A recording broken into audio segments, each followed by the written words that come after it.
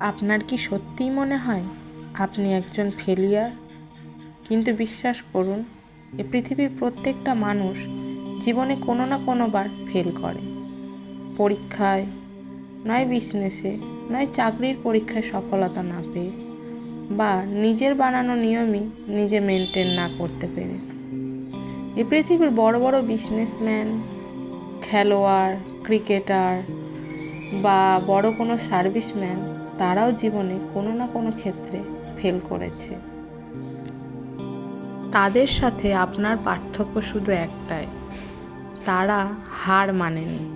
Fail করার পরে আবার উঠে দাঁড়িয়েছে, তারা আবার যুদ্ধ করতে শিখেছে। কিন্তু আপনি নিজেকে মেনেই নিচ্ছেন আমি একজন হেরে যাওয়া মানুষ। আসলে কি বলেন তো, আমরা নিজেদের না মেনে নিলেও আমাদের পরিবেশ, আমাদের চারপাশের মানুষজন আমাদের বারবার করে বুঝিয়ে দেয় যে তুই একজন ফেলিয়ার, তোকে দিয়ে আর কিছুই হবে না। কেন হবে না?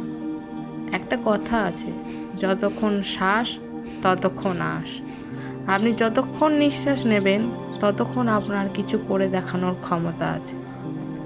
তাহলে এত অলসতা কেন? কেন আপনি ঘুরে দাঁড়ানোর চেষ্টা করছেন না? চেষ্টা করুন, সফলতা একদিন আসবে। সফলতা একদিনে আসে না। সব হেরে যাওয়া মন খারাপের কথা ঝেড়ে ফেলুন। ফোনটা যেরকম সমস্যা করলে মাঝে মাঝে আমরা রিস্টার্ট করে আবার রিফ্রেশ করে নিই এবং নতুন করে চালু করি, ঠিক সেভাবেই মাঝে মাঝে জীবনটাকে রিস্টার্ট করতে হয়। আমরা জিতবো, আমরা জিততেই জন্মেছি। শুধু জীবনে কয়েকটা নিয়ম মেনে চলতে হবে। আজ থেকে আপনি এই 5টি নিয়ম মেনে চলুন। আর 1 মাস এই নিয়ম মেনে চলে আমাকে জানাবেন আপনি উপকার পেয়েছেন কি পাননি। চলুন জেনে নিই সেই 5টি নিয়ম কি। 1, ফোন থেকে যতটা পারবেন দূরে থাকুন। মানে যা কিছু হচ্ছে সোশ্যাল মিডিয়ায় জানানোর কোনো প্রয়োজন নেই। আমার মন খারাপ, আমি আজ খুব খুশি, বা লোকের বাড়িতে কি হচ্ছে, এত কিছু আমার জানার দরকার নেই। এতে আমার কোনো উপকার হয় না। 2, আপনার যে স্বপ্ন, সেই স্বপ্নের পথে এগোনোর জন্য প্রতিদিন ছোট ছোট স্টেপ নিন। একদিনে সম্ভব নয়, কিন্তু রোজ ছোট ছোট কিছু করতে থাকলে আমরা অনেকটা পথ এগিয়ে যাব। 3, সবচেয়ে কঠিন যে কাজটি, সেটা হচ্ছে যে কোনো কাজ শুরু করা।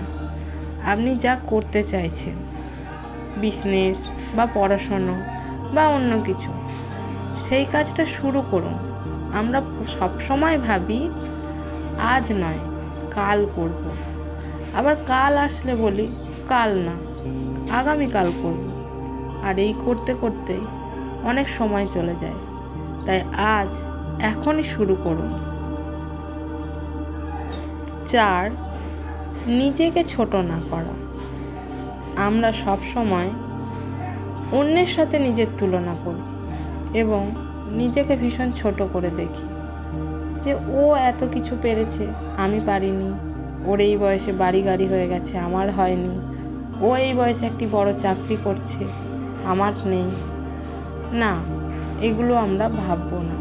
ভগবান সবার জন্য নির্দিষ্ট কিছু সময় এবং নির্দিষ্ট কিছু কাজ ঠিক করে রেখেছে, আমরা সেইভাবেই এগোবো। তাই অন্যের সাথে নিজেকে তুলনা করে ছোট করব না। 5, রোজ আয়নার সামনে গিয়ে দাঁড়ান। নিজের সাথে নিজে কথা বলুন।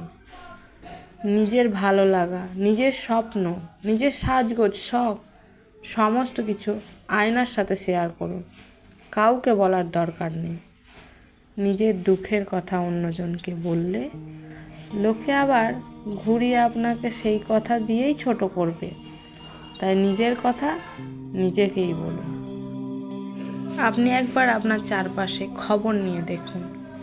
এই পৃথিবীতে এমন অনেক মানুষ আছে যারা দুবেলা দুমুঠো খেতে পেত না, কিন্তু আজকে তারা সফলতার একদম চূড়ায় বসে আছে। এই পৃথিবীতে অনেক মানুষ আছে যাদের পরার একটা জামা কাপড় ছিল না, কিন্তু তারা আজকে অনেক বড় বড় ব্যবসায়ী। তাই আপনিও পারবেন। লোকের কথায় কান দেবেন না, নিজের স্বপ্নে নিজে বাঁচুন। আর একবার নিজেকে রিস্টার্ট বলে দেখুন। নিজেকে ফেলিয়ার ভাববেন না, আপনাকে দিয়েও সম্ভব।